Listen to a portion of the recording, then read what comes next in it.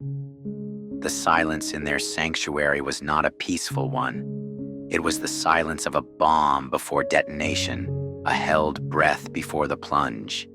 Outside the sealed door, the house whispered and groaned, and at its heart, in Ethan's study, Julian was weaving his dark magic, his power growing with every passing moment.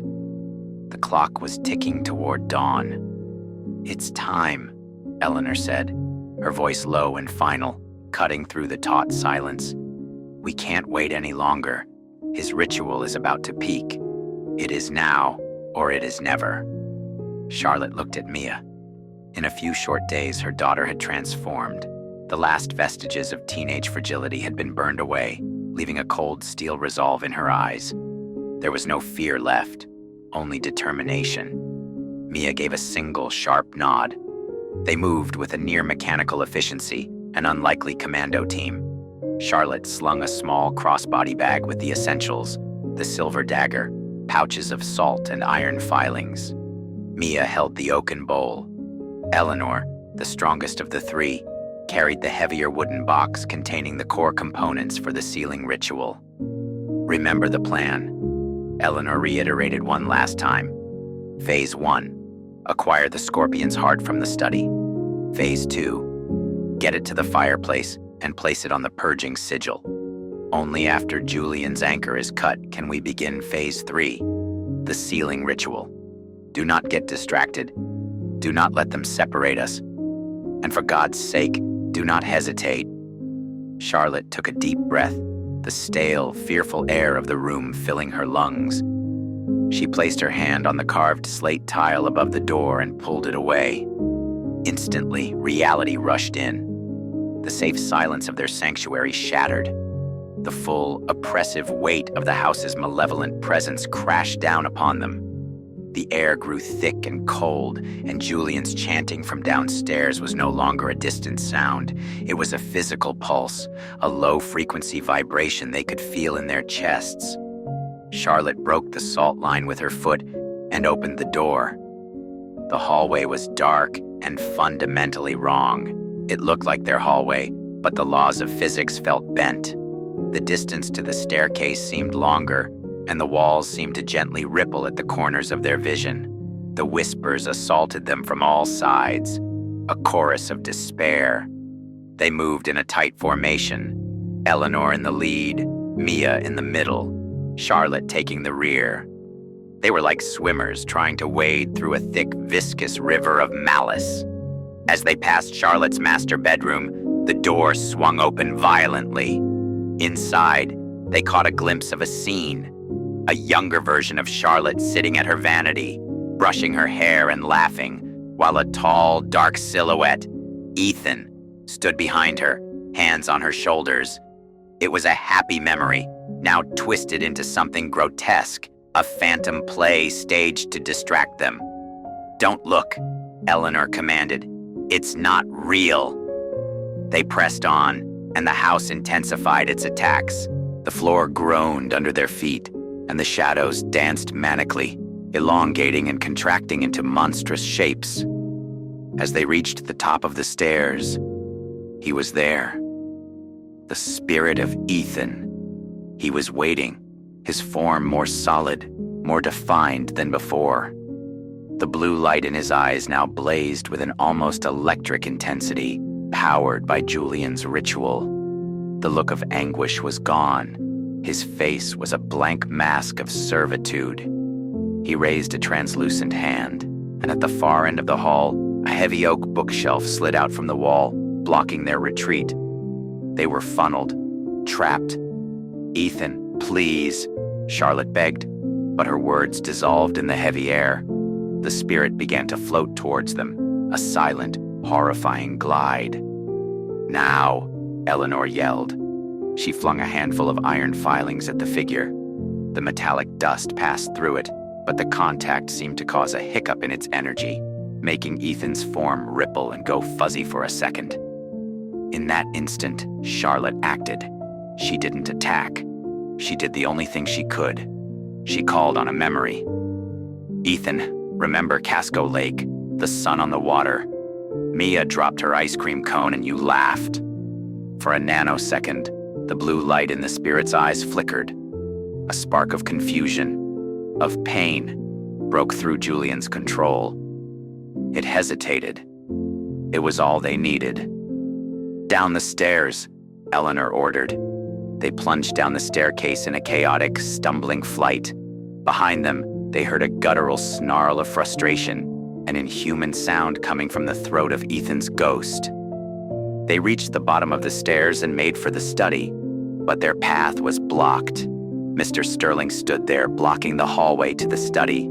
He was no longer in his Armani suit. He wore simple black tactical clothes, and in his hand, he held a silenced pistol. The veneer of civility was gone, leaving only the cold efficiency of a killer. "The party's over, ladies," he said, his voice flat. "Mr. Julian wishes to be left undisturbed." "Get out of our way," Eleanor said, stepping in front of Charlotte and Mia, shielding them. Sterling smirked. "You and what army?" Eleanor didn't answer with words. She answered with action. With a shockingly fast movement, she threw the entire pouch of Dead Sea salt directly into Sterling's face.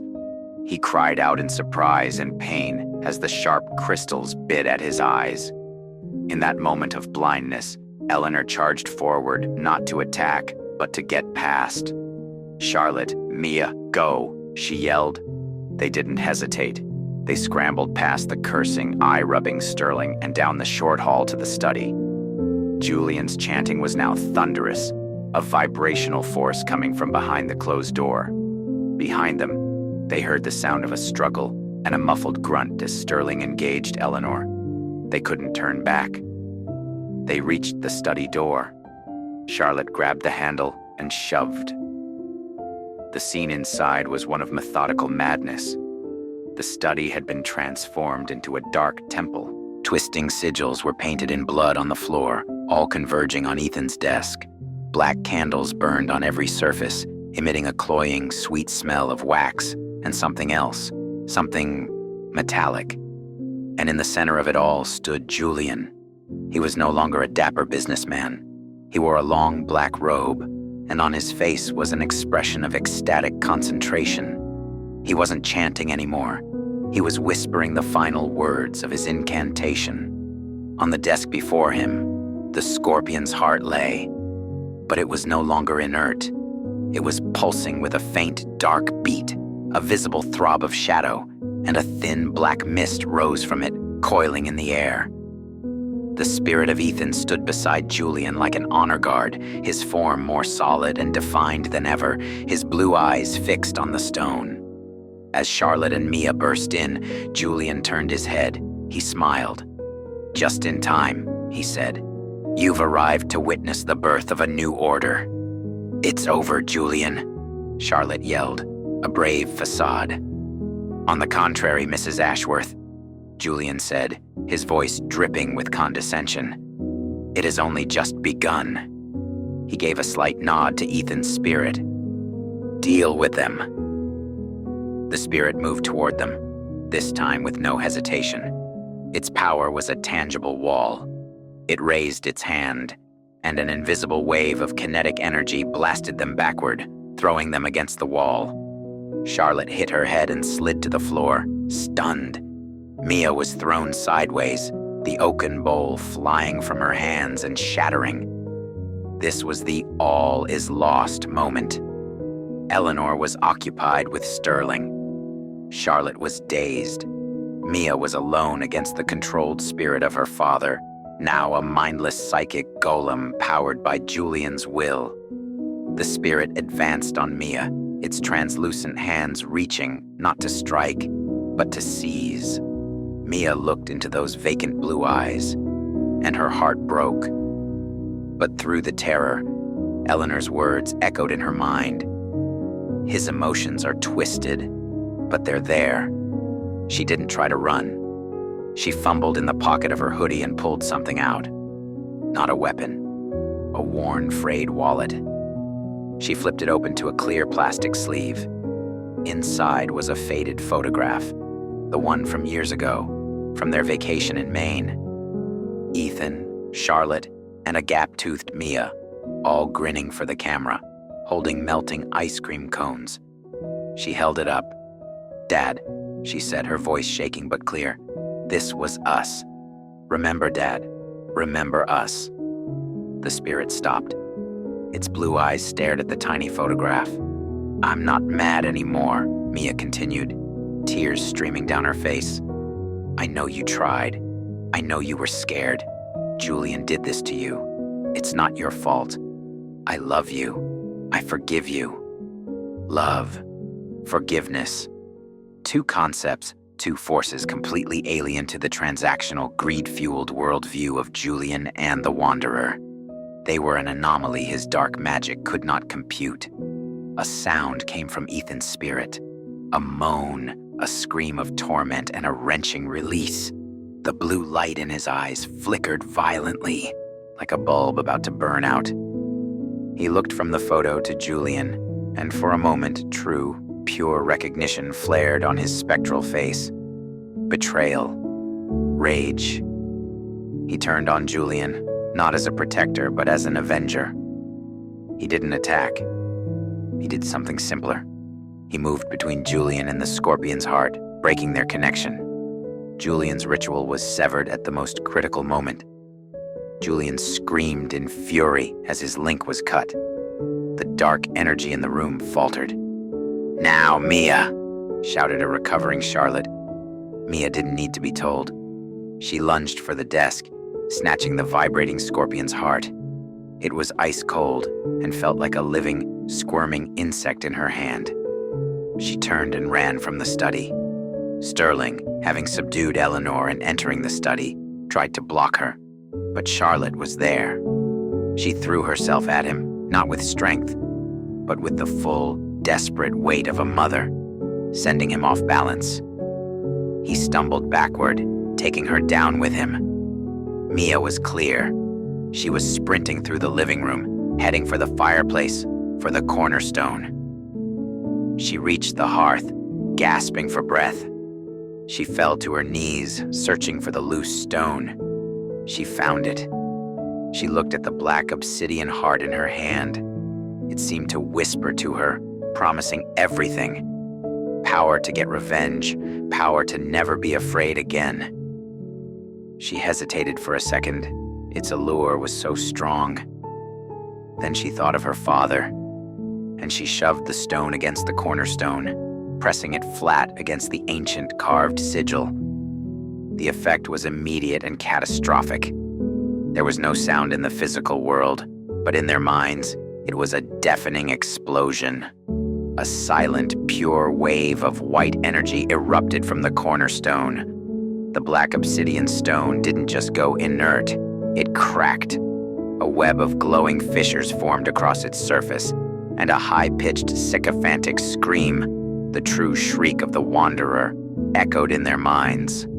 In the study, Julian was thrown backward, as if struck by lightning, his psychic anchor violently ripped away.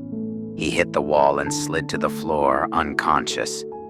The spirit of Ethan, caught in the cleansing blast, solidified for one final second. He looked toward the living room, his eyes now clear and full of love. He mouthed a single word, one only Mia heard in her mind. "Thank you." Then his form disintegrated, not into nothingness, but into motes of golden light, which were absorbed back into the very fabric of the house, freed from Julian's control. Throughout the house, every other paranormal phenomenon, the whispers, the phantoms, the glowing eyes, ceased instantly, as if hundreds of candles had been snuffed out at once. Charlotte, Mia, and Eleanor, and a groaning Sterling on the floor, were left reeling from the psychic blast. The house was suddenly profoundly silent, but it was the silence of a battlefield after a bomb has gone off. Outside, the eastern sky was beginning to glow. Sunrise had arrived. They had cut the anchor, but they had done so by cracking the prison, and the sealing ritual had not even begun.